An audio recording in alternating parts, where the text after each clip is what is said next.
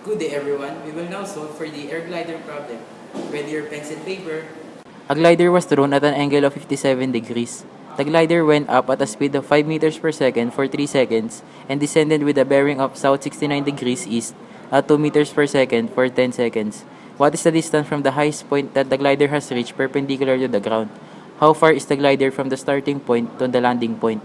What is the angle of elevation of the landing point to the highest point? Let us say that point A is the starting point of the glider. It is thrown upward 57 degrees from the ground at the rate of 5 meters per second for 3 seconds. Let us say that that point B is the highest point where the glider has reached.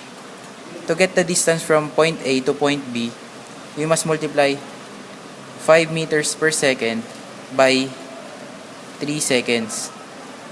And that would be 15 meters. So the distance from point A to point B is 15 meters. Let us say that the landing point of the glider would be point C. The glider descends at the rate of 2 meters per second for 10 seconds. To get the distance from point B to point C, we have to multiply 2 meters per second by 10 seconds, and that would be 20 meters. So, from point B to point C, the distance is 20 meters. Since we have completed the triangle, we can now proceed to the first question of the problem, which is the distance from the highest point perpendicular to the ground. Since this is perpendicular to the ground, we can now form a right triangle here. And let us assume that this point would be point D. And from point B to point D, let us name it H. So let's just clean up the triangle and the solution. In order for us to get the value of H, we must first get the value of angle DBA.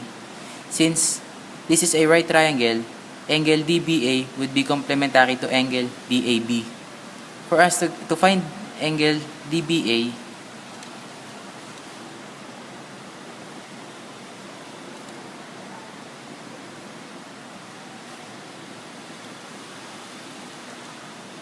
so 90 degrees would be equal to angle DBA plus angle DAB.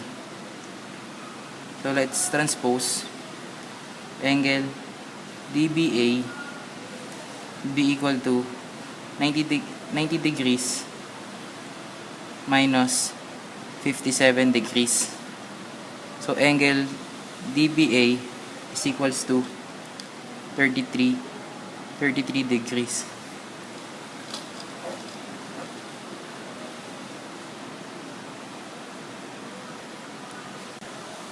To find H, we will use the cosine function.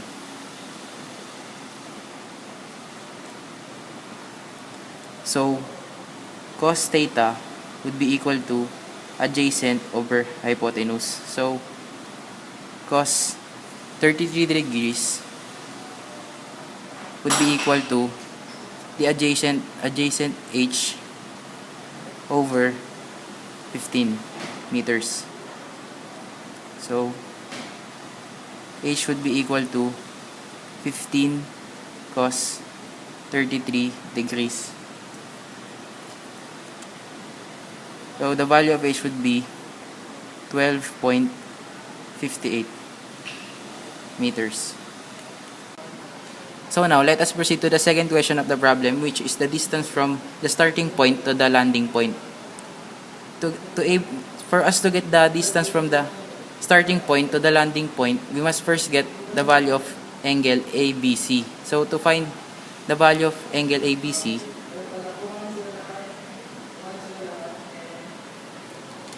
so that would be angle ABC would be equal to 33 degrees plus 69 degrees. And that would be angle ABC is equals to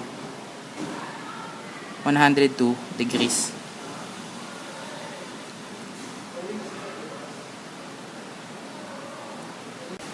Let us assume that from point A to point C would be distance B.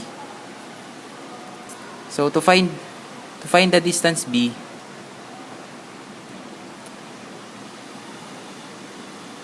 we will use the sine law.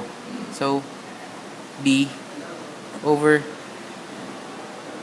sine 102 degrees is equals to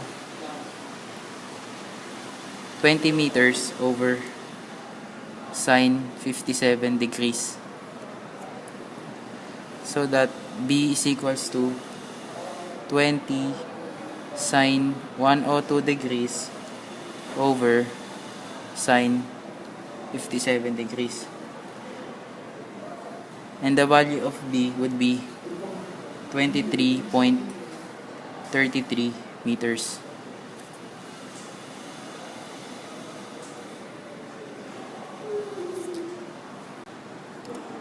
So now, we can now proceed to the last question of the problem, which is the angle of elevation from the landing point to the highest point, which is angle C. To find angle C,